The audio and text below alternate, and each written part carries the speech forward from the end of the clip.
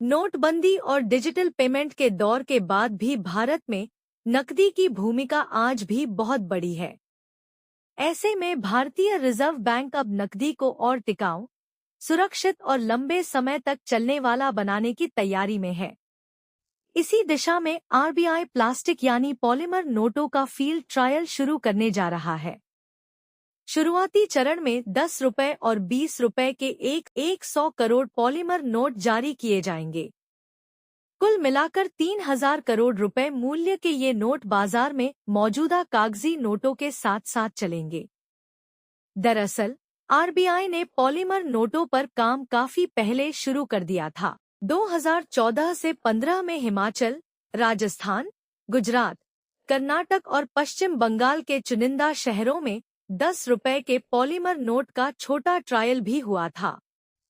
तब फीडबैक मिला कि ये नोट पानी, नमी और गंदगी से ज्यादा सुरक्षित है और कागजी नोटों के मुकाबले 3 से 4 गुना ज्यादा चलते हैं।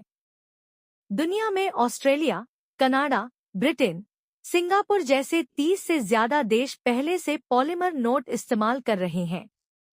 वहां अनुभव रहा है कि रखरखाव का खर्च घटता है और नोट गंदे कम होते हैं। आरबीआई अब बड़े पैमाने पर फील्ड ट्रायल करेगा।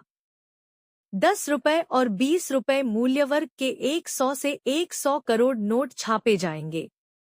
इन्हें कागजी नोटों के साथ सामान्य सर्कुलेशन में डाला जाएगा, यानी आपके जेब में अभी की तरह कागजी 1020 भी रहेंगे और नए चमकदार पॉलीमर वाले भी। सरकार ने साफ किया है कि कागजी नोट बंद नहीं किए जा रहे।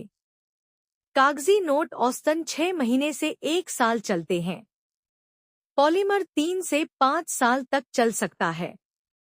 इससे आरबीआई को बार बार नोट छापने और नष्ट करने का खर्च बचेगा। लंबे समय तक चलने से कुल मिलाकर कागज और स्याही की खपत घटती है।